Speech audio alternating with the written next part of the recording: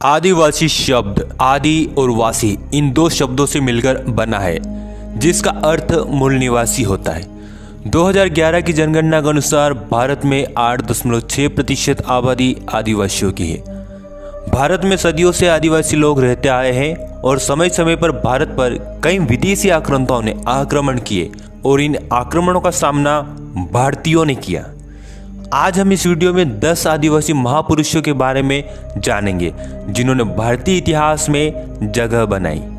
बिरसा मुंडा का जन्म 15 नवंबर 1875 के दशक में सुगना मुंडा और माता कर्मी मुंडा के घर हुआ। वे वर्तमान झारखंड राज्य के खूंटी जिले के उलिहातू गांव के रहने वाले थे। सालगा गांव में बिरसा मुंडा जी की प्रारंभिक शिक्षा हुई और फिर वे गोसनर एवेंजेलिकल लुथार विद्यालय में पढ़ने गए। बिरसा मुंडा ने देखा कि स्थानीय निवासियों को जमींदार, जागीरदार और ब्रिटिश शासकों द्वारा शोषण किया जा रहा है। तब उन्होंने आदिवासियों को सामाजिक, आर्थिक और राजनीतिक रूप से मजबूत किया। उन्होंने नारा दिया, अबुआ डिशुमरे अबुआ राज, यानी हमारी जमीन हमारा राज। उन्होंने उलगुलान आंदोलन किया।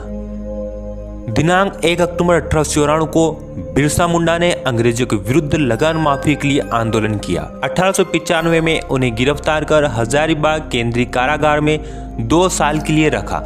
1897 से 1900 के बीच मुंडाओं और अंग्रेज सिपाहियों के बीच कई बड़े बड़े युद्ध हुए। 1897 में बिरसा मुंडा ने 400 सिपाहियों के साथ खूंटी थाने पर धावा बोला। 1898 में कांगा नदी किनारे मुंडाओं ने ब्रिटिशों को हरा दिया। जनवरी 1900 में डोंगरी पहाड़ पर एक और संघर्ष हुआ जिसमें बहुत सी औरतें और बच्चे मारे गए। उस समय बिरसा मुंडा जनसभा को संबोधित कर रहे थे। 3 फरवरी 1900 को चक्रधरपुर के जमकोपाई जंगल से अंग्रेजों ने बिरसा मुंडा को गिरफ्तार कर लिया। 9 जून 1900 ईस्वी में अंग्रेजों ने बिरसा मुंडा के भोजन में जहर मिला दिया और रांची कारागार में ही उन्होंने अंतिम सांस ली।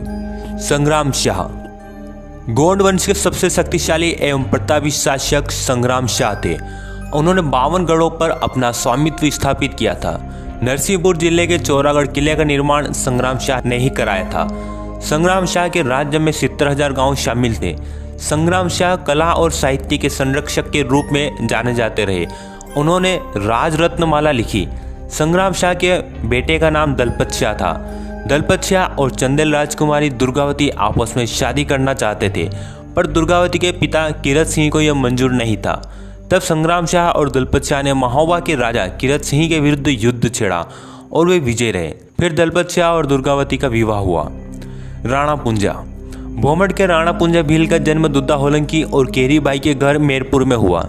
जब मुगल बादशाह अकबर ने मेवाड़ पर आक्रमण करने की योजना बनाई, तब मेवाड़ के महाराणा प्रताप और मुगल प्रमुख पुंजा भील के पास सहायता लेने आए।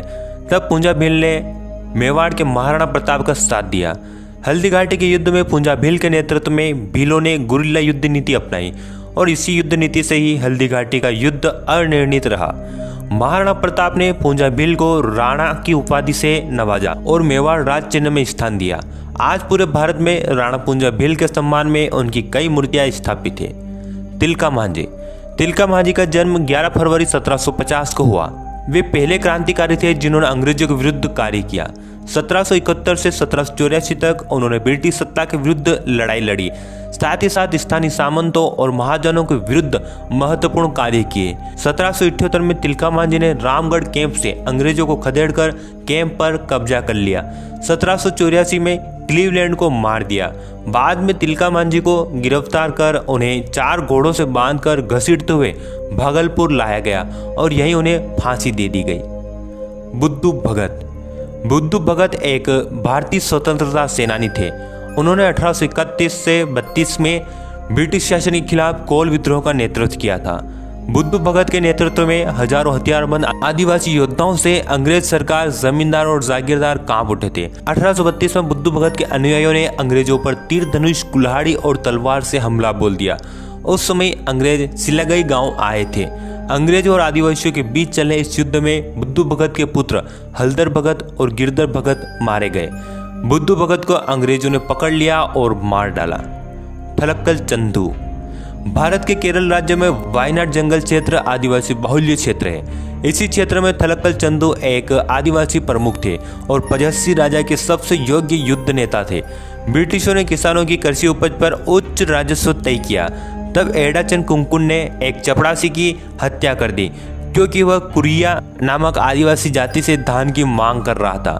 11 अक्टूबर 1802 को थलक्कल चंदू और एडाचन कुंकुन के नेतृत्व में 175 धनुर्धारी आदिवासियों ने पनामाराम के किले पर अधिकार कर 70 ब्रिटिश सैनिकों समेत ब्रिटिश कमांडर डिकिंसन और लेफ्टिनेंट मैक्सवेल को मार दिया।